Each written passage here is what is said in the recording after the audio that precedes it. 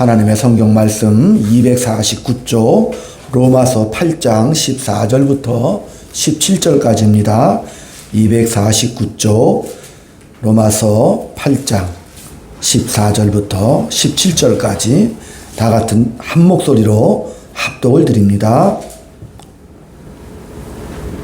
시작. 무릇 하나님의 영으로 인도함을 받는 사람은 곧 하나님의 아들이라. 너희는 다시 무소하는 종의 영을 받지 아니하고 양자의 영을 받았으므로 우리가 아빠 아버지라고 부르짖느니라.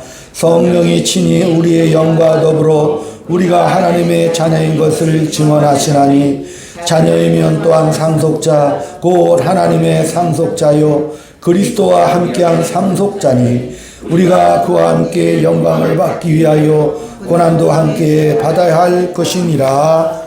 아멘. 할렐루야. 아멘. 인사 나눕니다. 주의 사랑으로 사랑합니다. 주의 사랑으로 사랑합니다. 성도님 덕분에 행복합니다. 성도님 덕분에 행복합니다. 예수님은 나의 구주십니다. 예수님은 나의 구주십니다. 하나님은 나의 아버지십니다. 하나님은 나의 아버지십니다. 믿습니까? 아멘. 종교가 성립이 되려면 신자가 있어야 되고 신이 있어야 되죠. 신은 자기가 누군지를 밝혀줘야 합니다. 어떤 신인지. 또 신자들은 그 신에게 내가 무슨 책임을 지고 또 무슨 보상을 받는지를 알아야 하죠. 그런 차원에서 오늘 말씀 속에서 보면 하나님은 공포의 하나님이 아니다. 너희는 무서워하는 종의 영을 받지 아니한 그런 존재다 라고 하나님을 소개하고 계시는 것이죠. 그 하나님은 전지전능하신 분이시지만 그것을 앞세우지 않고 통치하지 않으시고 본인을 사랑의 하나님, 자비롭고 은혜롭고 노하기를 더디하시고 인자와 진실이 많은 하나님이라고 성경 내내 자신을 소개하고 계십니다. 선포하고 계시죠. 근데 이제 이것을 방해하는 거예요. 하나님을 아버지라고 부를 수 있는 것은 성령의 은혜가 아니고는 못해요. 못합니다. 사단이 그걸 방해하죠. 사단이. 끝없이 찬소하고 무슨 하나님이 아버지야.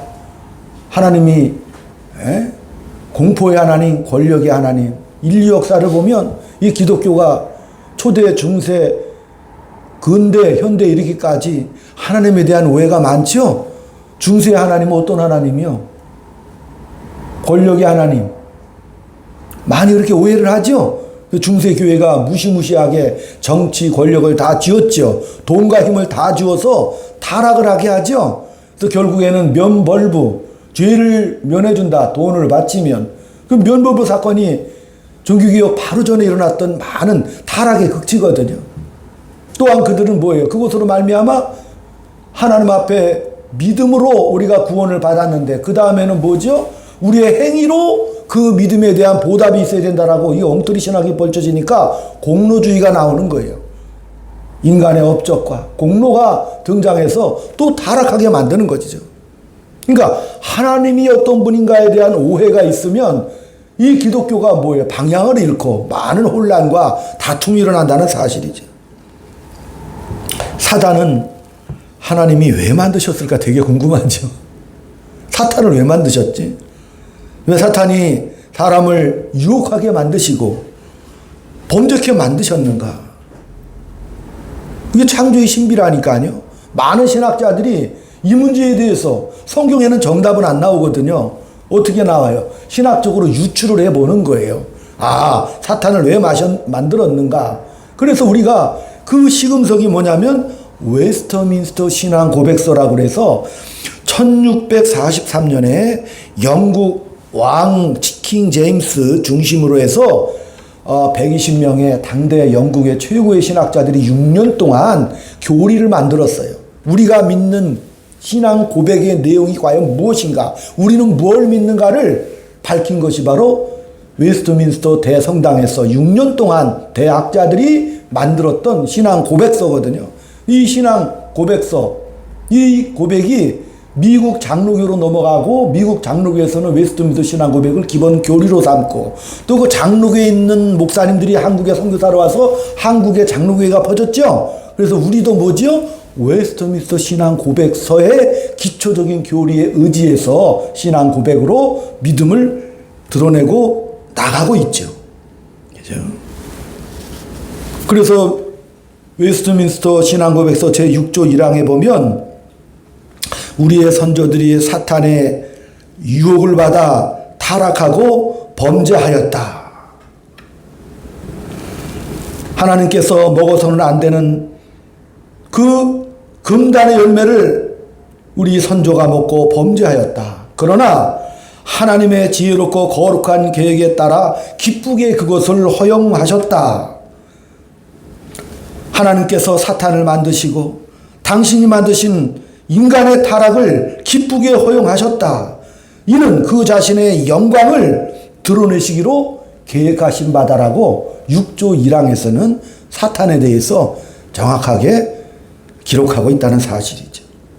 그 자신의 영광을 위해서 하나님께서 기쁘게 그것을 허용하셨고 그 모든 것이 하나님의 허용된 작정된 의지에 따라서 벌어진 일이다라고 고백하고 있죠. 그래서 저 유명한 욥기에서도 사탄이 등장하죠. 결국엔 사탄이 등장함으로 결국엔 뭐가 돼요? 욥이 하나님의 동반자라는 하나님의 자녀라는 위대한 결말의 끝을 맺게 되죠. 사탄의 참소들은 계속되고 있어요. 오늘날에도. 계몽주의 시대의 알렉산더 포프라는 신학자는 그 사탄에 대해서 이렇게 표현을 합니다. 그림의 어두운 부분이 그림에 기여하듯이. 그죠? 그러니까 물감도 밝은 색만 쓰는 게 아니죠. 어두운 색을 쓰잖아요. 우리가 하얀 백목을 가지고 하얀 칠판에 쓰면 모르잖아요.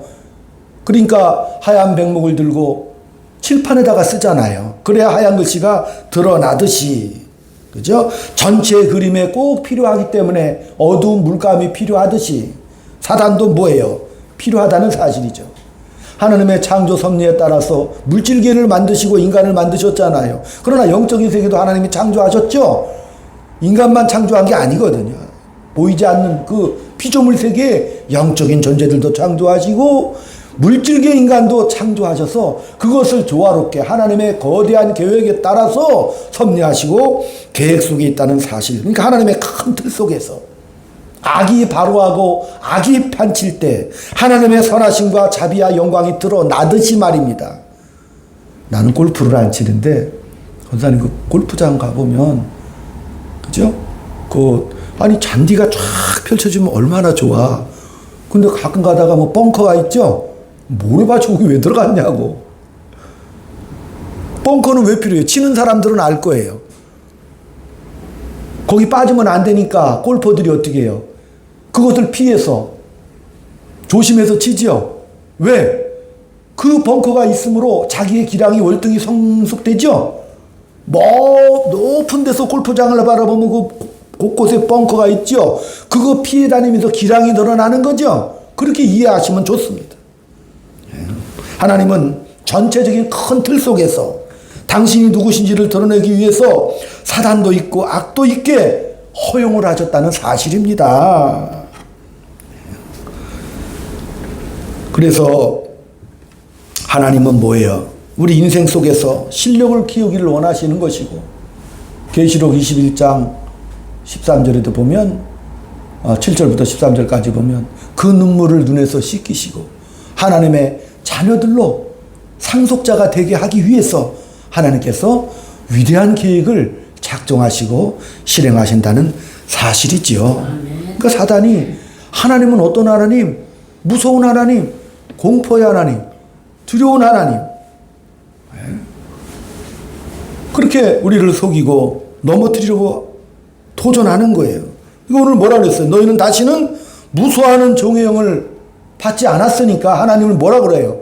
아빠 아버지라고 부르라고 했어요. 특별히 그냥 아버지도 아니고 아빠 아버지. 이게 뭐죠? 어린 어린 아들이 아빠 보고 막 붙잡으면서 아빠 하죠? 최고의 사랑이죠? 최고의 허용치잖아요. 아빠 하면 그 아들 품에 안고 끌어안고 모든 걸 다 해주죠. 그렇게 부르라고 하시는 거예요. 그렇게 선포하시는 거예요. 예. 이게 바로 기독교입니다. 이게 바로 기독교의 출발인 거예요. 특징이죠. 공포의 대상이 아니고 하나님이 지으신 그의 영광과 형상을 우리가 물려받지 않았습니까? 그래서 하나님이 기쁘게 우리 보고 아버지라고 부르게 하시고 또 그렇게 불리우는 것을 그 아버지가 최고의 영광과 기쁨으로 삼으셔요. 그래서 하나님은 의지를 가지셔서 우리에게 강요가 아니라 우리를 그냥 항복시켜가지고 그 입에서 저절로 감사와 찬양과 영광이 흘러나오도록 의지를 가지고 끌어주시는 겁니다. 놀라운 하나님의 은혜입니다. 그러니까 은혜라는 것은 하나님의 거룩한 의지지요. 의지. 철학자들은, 하나님을 모르는 철학자들은 뭐라 그래? 나는 생각한다, 고로 존재한다라고 인간에 대한 정의를 그렇게 내리지만 우리는 뭐예요? 예? 하나님의 사랑받는 자녀다. 아멘? 그게 우리 정체라니까요. 우리의 존재의 근거예요. 그러니까 하나님께서는 우리를 그렇게 사랑하시고 또 하나님의 영광이 되기를 기뻐하시는 하나님. 문제는 우리의 현실은 왜 이렇게 고단해지는가 하는 문제지요. 고단한가? 그죠? 하나님께서 끊을 수 없는 관계, 혈육 같은 관계를 우리에게 허락하셨어요.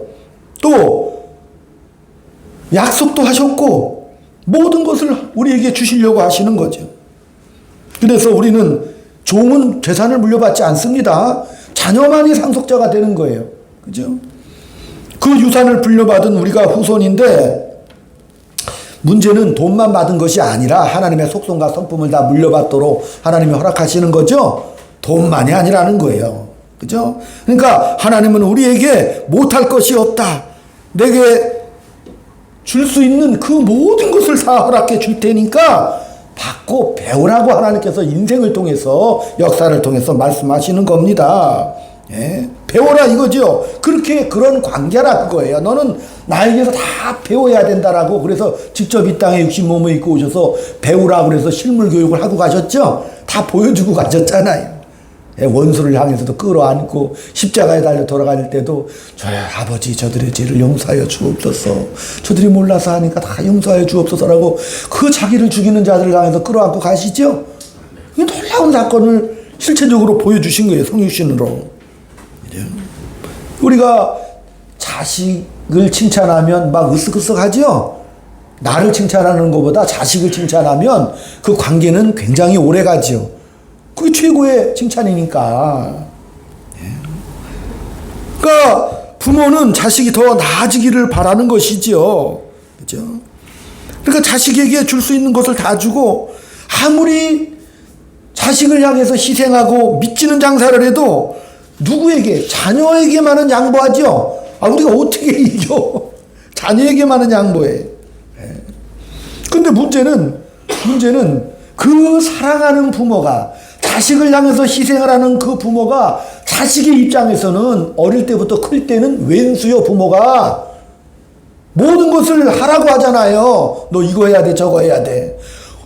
공부를 하라고 하니까 싫어하죠. 저도 어릴 때는요, 막 학교 안 가고 딴 데 갈까봐 막 맨날 그냥 막 뭐라고 하시고 잔소리가 심해요. 예, 그것도 점수 가져오면 그날 좀 전체 다 뭐, 예? 우수 하면 기쁘게 오는데 거기에 미나 양 하나 끼면 살짝 감춰주고 너 왜 성적표 안 가냐고 저는 오늘 선생님이 안 주시네 그러면서 어떻게든지 피하고 그죠? 아주 좋은 날만 싹 내밀어요. 들들 볶잖아. 야 100점이 돼야지 99점이 뭐냐. 최선을 다해서 맞아가도 더 잘하라고 격려를 하시는 거예요. 채찍질을 하시는 것이죠. 예. 너 그 점수 맞고도 잠이 오냐? 너 죽고 싶냐? 아이고 막 얼마나.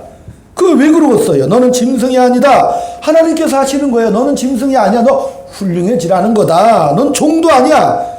나와 상관없는 존재가 아니라 나의 모든 성실과 열심과 힘을 기울여 만든 존재고 그 결과를 보려는 아버지라니까요. 결과까지 보길 원하시는 거예요. 네. 너는 그렇게 쉬운 존재가 아니기 때문에 하나님께서 고난을 주시는 것이죠.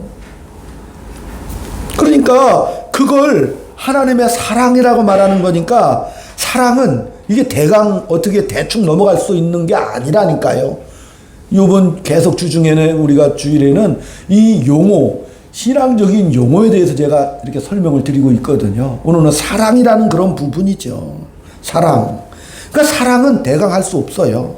사랑은 최선을 다하지 않는 한 만족이 안 돼. 그리고 할 수 있는 데까지 했더라도 더 하겠다고 덤비는 게 바로 사랑이라니까요. 그러니까 부모와 자식 관계를 통해서 그 사랑이 다 드러나지 않기에 사랑에서 또 설명해요. 에베소 5장에서도 부부 사이를 들어서 사랑이 무엇인지를 알려주시는 거예요. 하나님께서. 하나님의 사랑이 이런 건데 부부의 예를 들어서 부모와 자식의 예를 들어서 설명하고 있는 거죠. 네. 그러니까 결론이 뭐예요? 그 부부관계는 그리스도와 교회와의 관계를 통해서 설명하고 있다는 사실입니다. 그러니까 우리가 부모와 자식 관계에 보듯이 우리는 상속자입니다. 그래서 모든 것을 이어받아서 하나님보다 더, 말이 좀 이상한데, 위대해지기를 바라는 게 하나님의 마음이죠. 모순되죠. 어떻게 우리가 하나님보다 더 위대해져요. 그것은 사랑의 그런 관계까지를 넘어서서 쓰는 거예요. 더 가는 것이죠. 만물 안에서 만물을 충만케 하시는 이의 충만이다. 우리가, 저와 여러분이 만물 안에서 만물을 충만케 하시는 이의 충만이죠. 그러니까 이 점점 충만해 가는 과정을 통해서 깨달으라고 말하는 거죠. 부부로 묶으셔서 설명을 해 주시는 것이죠. 부부라는 게 뭐예요? 처음 출발할 때. 처음 만나면 상대를 위해서 나는 무엇이든지 할 수 있어. 죽어도 좋아. 되게 그러고 출발하지 않아요? 되게 그렇게 출발하지요. 그죠? 그게 부부라니까 이제 출발을 그렇게 해요. 그러나 이제 자식들이 크면서 부모를 잘 이해 못하듯이 부부로 살면서 회의가 들기 시작하는 거예요. 되게 그 과정을 겪죠. 내가 왜 이 인간을 만나서 이 인간을 선택했을까? 그런 과정을 누구나 다 거칩니다. 왜냐하면 우리가 알고 있던 그 사랑으로는 답이 나오지 않는 현실을 맞이하기 때문에 그렇습니다. 연애하고, 그죠? 선보고 할 때는 최선의 준비, 최선의 조건 속에서 만나지요. 그죠? 커피숍에서 커피값, 또 음식 최고로 좋은 거, 그리고 옷도 그냥 제일 좋은 옷, 신발 딱 신고 만나. 그죠? 자매들도 막 빼죽구도 신고 나와서 막 우리 때는 그랬어요. 그래서 막 예쁘게 하고 그러잖아요. 맞선 보고 할 때도, 연애할 때도. 근데 이제 결혼하고 나면 하이힐 안 신죠? 하이힐을 왜 신어? 하이힐 신발 신을 틈이 없어. 쓰레빠 신고 다녀도 바빠. 왜? 현실이 그러기 때문에. 네. 그러면서 그런 불평을 하는 거예요. 아니, 왜 남자가 날 이따구로 이렇게 살게 만드는 거예요? 나는 굉장히 공주과인데 나를 왜 이렇게 살게 만드는 거야? 그 정도 불평은 다 하죠. 그 남편도 자기도 뭐 힘이 없으니까 그냥 버티는 거죠. 직장에서 온 힘을 다해. 온 힘을 다해. 남자들도 그래요. 나 하나 먹고 자고 하는 건 좋아. 근데 이게 또 결혼을 하면 이 여자 때문에 자기가 마음대로 살 수도 없어. 때려치고 싶어도 못 하고 가고 싶어도 못 가잖아요. 이럴 수도 없는 거예요. 누구 때문에? 그 여자 때문에. 나는 어떻게 책임을 다할 수 있을까? 악을 쓰고 그 책임을 감당하려고 하죠. 아니, 상대에 대한 불만이 있는 게 아니라 현실을 견디기가 힘들어서 그런다니까. 현실이 이렇게 만만치 않아요. 그렇잖아요. 난 우리 권사님들이 이제 곧 정년을 앞에 두고 계신데도 참 위대하게 제가 만난 가장 위대한 분들 중에 한 분들이셔요. 멋지신 분들이셔. 그 어려운 과정을 다 겪으시면서 여기 정년으로 그것도 다 클래스에서 아름답게 끝맺으려는 이 시점 속에 와 계시는 것 참 위대한 여정이셨습니다. 놀라운 일이십니다. 그죠? 네. 우리가 현실을 살면서 때로는 그 사랑에 대한 기대 속에서 때로는 절망도 하고 포기도 합니다. 또 때로는 살다 보니 분노의 말도 하지요. 그러나 그 정도로는 해줄 수 없기 때문에 그냥 사는 거죠. 사는 거잖아요. 예? 헤어지는 게 더 괴롭기 때문에 견디고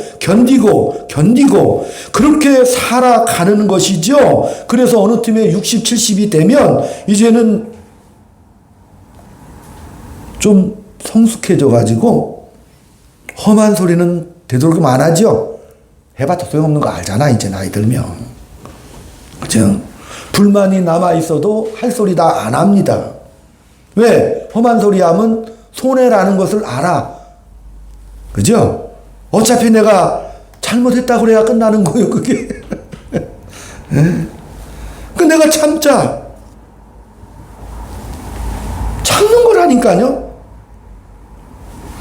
놀라워요.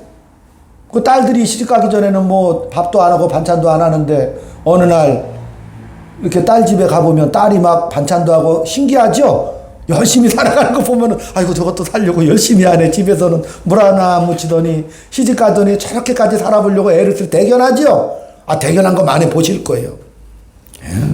놀라는 거예요. 그래요. 걔네들이 그래요. 자녀들이 한 번도 진 적도 없고 양보도 안 했는데, 그죠? 근데 가보니까 잘하고 살더라는 거예요. 잘 견디면서. 왜 저렇게 된 거예요? 너 왜 이렇게 변했니? 그러면 엄마 나도 몰라. 딱 하다 보니까 그렇게 됐어. 예? 그러니까 자기가 기대했던 보상이 없어. 자기가 기대했던 사랑이 없어. 그러나 그거 없어도 이제는 뭐 하게 되는 거예요? 참을 줄 알게 되죠? 그거 없어도 참더라 그거예요. 참아지는 거예요. 예. 그런 지경에까지 가는 거라니까요. 우리 권사님들도 참고 사시는 거죠? 그렇잖아요. 그 경지까지 올라왔잖아요. 그러니까 하나님의 오래 참으심이 이해가 되죠? 이 부부관계를 통해서 그걸 설명해 주시는 거예요. 하나님의 사랑이 이와 같다. 근데 우리가 자꾸 못 알아들으니까 인간의 언어로 이렇게 표현해 주시는 것이죠? 예를 들어서 설명해 주시는 거라니까요. 네. 야, 이거 코끼리도 할 수 없는 거, 말도 할 수 없는 거, 나무도 할 수 없는 것을 네가 이제 하는구나. 참고 바라고 견디기 시작하는구나. 그죠? 하나님은 창조 선유에 따라 아담에게 생육 번성하고 다스리라는 문화 명령을 주셔요. 그리고 나서 딱 하나, 열매 따먹지 마라. 검단의 열매. 근데 인간은 하지 말라는 거 그거 하나 있죠? 그렇잖아요. 하나님 찬양하고 경배하면서 아담 하와가 놀고 먹은 거 아니에요? 아침 저녁 하나님을 찬양하고 되게 바빴죠? 동식물 이름 다 지어주고 생물의 원리와 특성까지도 파악해서 이름까지 지어준 위대한 존재지요? 아담과 하와가 그런 존재라니까요. 그 똑똑한 아담 하와가 어떻게 했어요? 그거 하나인데 그거 그죠? 따먹지 말라는 거 하나 따먹었죠. 예, 하지 말라는 거 해버렸어. 죽어야 되는 것이죠. 너 죽어야 된다. 근데 하나님은 또 누구를 불러요? 또 한 사람을 부르죠. 이제 창세기 12장에 믿음의 조상 첫 출발을 아브라함을 삼으셔서 부르시는 거예요. 예. 그 아브라함을 불러서 야, 내가 내게 복 주어서 내 이름을 창대케 할 거야. 너는 복의 근원이 되라. 예? 너를 축복하는 자 내가 축복을 내릴 거고 네가 저주하는 자 내가 저주를 내릴 거다. 땅의 모든 족속이 너를 인하여 볼 받을 것이다. 이렇게 변해버렸다니까. 하나님이 따먹으면 죽는다고 그랬잖아요. 그래서 창세기 12장까지 다 죽고 흩어지고 막 그랬죠. 근데 아브라함을 불러가지고 이제는 복을 주시겠다고 선언하신 거니까 다시 말하면 아버지가 변해버렸죠. 너 죽어야 돼 라고 했는데 아버님이 변하셨어요. 하나님 아버지가 변하셨어. 하나님은 좋은 뜻으로 변하신다니까요. 그래가지고 이제 그 아브라함의 자녀들이 나중에 애굽으로 다 이주해 가죠. 요셉 따라서 70명으로 출발해 가지고 430년이 흘러 가지고 한 300만에서 500만까지 민족이 불어나잖아요. 그래서 모세를 또 시켜 가지고 모세를 불러서 이스라엘 백성들을 탈출을 시키시죠. 탈출했는데 광야에 나와 가지고 또 그 하나님을 원망하고 자꾸 애굽으로 돌아가자 그러고 막 칭칭대고 하니까 하나님께서 화가 나셔 가지고 이것들 내가 다 죽여버리고 너로 새 민족을 이루어 멋지게 출발하겠다. 그러니까 모세가 이제 안소가 모세도 아이고 아버지 하나님, 아버지 하나님 내가 하나님 누구신 줄 이제야 알겠습니다. 죽이긴 누굴 죽여 여기까지 끌고 나오신 하나님 아니십니까? 아버지 좀 참으세요라고 모세가 어리광 부리죠. 하나님도 그걸 또 들어주시잖아요. 하나님이 자꾸 변해가시죠. 놀라운 일이라니까요. 그래서 또 이제 모세 시대가 끝나고 여호수아가 가고 이제는 다시 또 사울 왕조로부터 시작해서 사무엘 선지자, 그 다음에 또 엘리야 선지자, 하박국 선지자, 그리고 세운 선지자마다 그 입술을 통해서 내가 누군지 좀 알려줘라고 계속 말씀하시는 것이죠. 그렇잖아요. 호세아 선지자 같은 경우 사랑의 하나님의 대표적인 속성을 보여주고 있는 것이죠. 타락하고 방탕한 고멜을 돈 주고 가서 사와라. 그 놀라운 사랑을 통해서 보여주시는 거니까요. 예? 그 이스라엘에게 베푼 그 최선을 자꾸 넘죠, 하나님도. 그렇잖아요. 언제는 죽인다고 그랬다가 복의 근원이 된다고 그랬다가 백성들이 어려움 당하면 막 나타나서 도와주셨다가 자꾸 더 넘기를 바라시는 거잖아요. 오죽하면 나라까지 멸망시키시면서까지도 참된 자녀 교육의 열성과 의지를 가르쳤던 하나님이시지 않습니까? 하나님은 자꾸 넘어셔. 우리의 실패를 넘어선다니까요. 그것까지도 감수하시는 것이죠. 그래서 예레미야 33장에도 이제는 내가 새 언약을 너희에게 준다. 과거 언약은 내가 애굽에서 꺼내서 함께 하겠다. 남편이 되어서 내가 지켜주겠다. 이런 하나님이셨거든요. 근데 이제는 확 변하셔가지고 이제는 내가 내 아들을 보내서 너희들을 품에 안고 가겠다라고 말씀하시는 거예요. 아멘. 예. 내 아들을 보내서 하나님 자신이 직접 오셔서 우리를 품에 안아주시고 함께 가겠다는 거죠. 옛날에는 남편 역할을 했는데 이제 그거 안에 내 말씀을 성령께서 나와 함께 끝까지 하나님의 의지를 실현하겠다고 하셔서 아예 들어와 계신다니까요. 놀랍지 않아요? 우리와 함께 영원토록 함께 하겠다라고, 세상 끝날까지 내가 함께 하겠다라고, 그렇게. 그래도 왜 그러시는 거죠? 하나님은 원래 하나님의 자녀라는 우리들을 영광에 이르도록 하기 위한 하나님의 강력한 의지고, 그래서 예수님이 따라 들어오시는 거죠. 그래서 우리가 예수를 믿는다는 것이 그 사랑이 놀라웠다는 것이 그런 표현이죠. 그러니까 고린도 13장에서도 사랑장인데, 사랑은 그냥 오래 참는 거죠. 누구한테 참는 거요? 남을 참아주는 게 아니라 자기한테 하는 얘기예요. 내가 참아야 되는 거죠. 사랑이라는 것은 오랜 고통을 동반한다. 그러니까 우리가 부부관계에서도 그 60, 70대 가면 오랜 그 시간을 통해서 참죠, 서로. 이제 이해가 되죠? 그게 하나님의 사랑이셨구나. 그죠? 그 아들 보내서 아들을 죽여도 참죠, 하나님이. 하나님이 그러신 하나님을 보여주시는 거예요. 그러니까 사랑이 거기까지 가라고 말씀하시는 거지요. 사랑은 환상도 아니고 능력도 아니요. 불타오르는 것 같은 그런 열정도 아니다, 그거예요. 그죠? 사랑은 뭐예요? 오래 참고 성질내지 않고 무리하게 행치 않고 모든 거 믿고 바라고 견디는 거, 이런 게 사랑이 어마어마한데 하나님이 역사를 통해서 다 보여주신 것들이죠. 이런 내용들을 보여주셨죠. 결론이 뭐냐? 믿음, 소망, 사랑, 이 세 가지는 항상 있을 것인데 그 중에 제일은 사랑이라. 우리가 천국 가면 믿음도 이루어졌죠? 소망도 이루어졌잖아요. 하나님 나라에 갔으니까. 근데 거기서도 뭐만 남아요? 사랑만 남아. 사랑은 측정치가 없다는 거예요. 영원에서 영원까지 이루어지는 것이 사랑이기 때문에, 사랑은 끝없이, 아무리 해도 끝도 없이 영원한 것이기 때문에 사랑은 영원하다. 하나님은 영존하시고 영원하시죠? 그게 하나님의 놀라운 속성이지요. 그래서 사랑이라는 것은 정말 우리의 한계와 범위를 벗어나는 것이지요. 지금 우리가 할 수 있는 최고의 자리가 뭐냐? 따라합시다. 감수하자. 견디는 거에 올해도 잘 견디셔야 돼요. 직장에서도 가정생활에서도 하나님의 사랑 속에서 뭘 배우는 거예요? 우리가 견디는 거예요. 감수하고 가는 거예요. 손해와 억울함, 못마땅한 거 나는 감사할 수 있습니다. 그것이 개인과 개인 간에, 부부 사이에서도, 부모 자식 간에도, 사회생활 속에서도 그냥 견디고 감수하는 것이죠. 그죠? 못마땅한 것을 그냥 불평불명하면서 견딘다는 것이 아니라 어떤 경지에서도 사랑할 수 있습니다로 가길 원하십니다. 어떤 이런 환경 속에서도 내가 사랑을 표현하고 가는 것이죠. 그래서 우리는 그런 경지에 가서 뭐예요? 올해 따뜻한 눈을 가져야 돼요. 아멘? 눈빛이 좀 따뜻해야 돼요.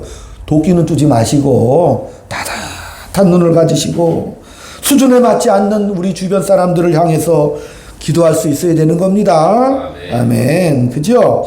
이 세상이 그래요. 정치 경제로 돌아가는 것 같죠? 그러나 이 세상은 하나님의 기다리심 속에 있는 세상이죠? 하나님께서 심판의 그날까지 참고 기다리고 계시는 것이죠. 그러니까 세상은 안 망해요. 걱정하지 마요.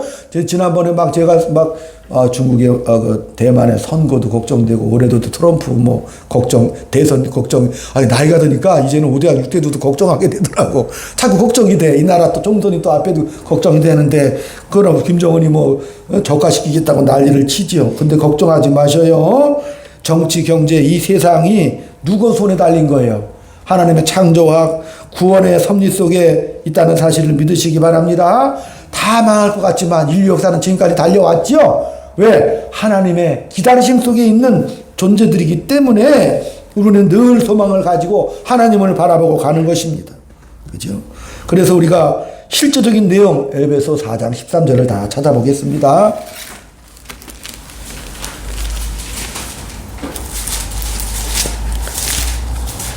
에베소서 4장 13절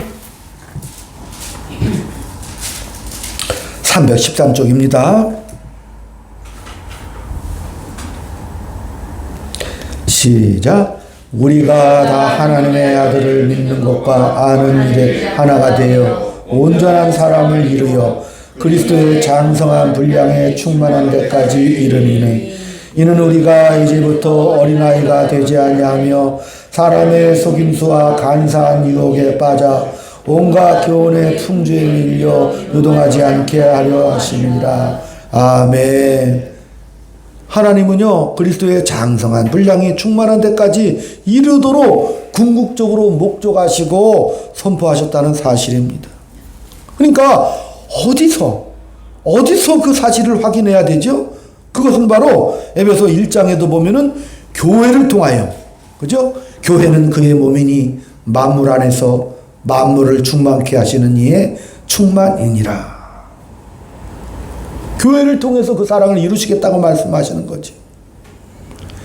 사람이 부모를 떠나, 그죠? 서로 한 몸을 이루어 살아갈 것이다. 그래서 나는 교회에 대해서 말한다. 교회를 통해서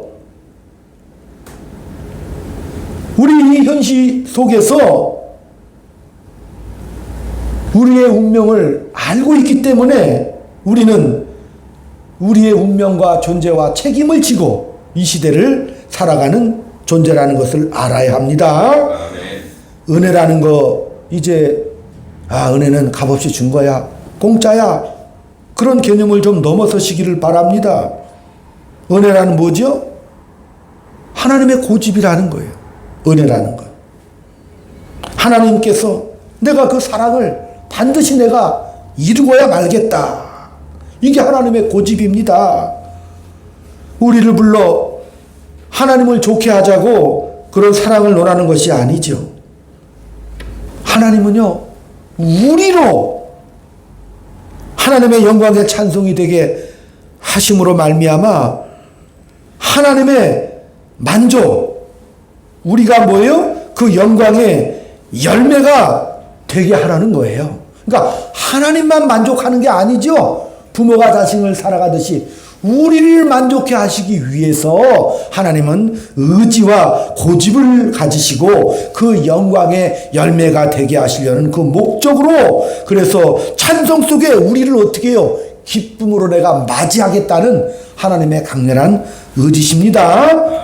이게 바로 기독교라니까요. 그러니까 이 명예를 버리시면 안 됩니다. 이 명예를 가지시는 복된 한 주간 되시기를 주의 이름으로 축원을 드립니다. 기도합니다. 하나님 아버지, 주의 사랑을 받은 자들이 모여 주를 찬송하며 감사하며 예배를 드립니다. 우리의 주어진 현실 속에서 사랑을 주고받는 우리의 역할을 믿음으로 지켜내기 인도하여 주옵소서. 그 자랑과 그 영광을 나와 나를 만나는 모든 이들 앞에서 하나님의 영광으로 돌아가는 귀한 인생임을 알고 순종과 충성과 승리와 감사와 감격이 늘 넘쳐나게 주여 인도하여 주시옵소서. 예수님의 이름으로 감사하며 기도 올리옵나이다. 아멘. 아멘. 아멘. 이 세상에 근심된 일이 많고 참 평안을 몰랐구나. 내 주 예수 나로라 부르시니 꼭 평안이 쉬리로다. 예수의 구원의 은혜로다. 참 기쁘고 즐겁구나. 그 은혜를 영원히 누리겠네. 고 평안히 쉬리로다. 이 세상에 공고한 일이 많고 참 쉬는 날 없었구나. 내 주 예수 날 사랑하시오니 고 평안히 쉬리로다. 주 예수의 구원의 은혜로다. 참 기쁘고 즐겁구나. 그 은혜를 영원히 누리겠네. 고 평안히 쉬리로다. 이 세상에 죄악된 일이 많고 참 죽을 일 쌓였구나. 내 주 예수 날 건져 주시오니 고 평안히 쉬리로다. 주 예수의 구원의 은혜로다. 참 기쁘고 즐겁구나. 그 은혜를 영원히 누리겠네. 고 평안히 쉬리로다.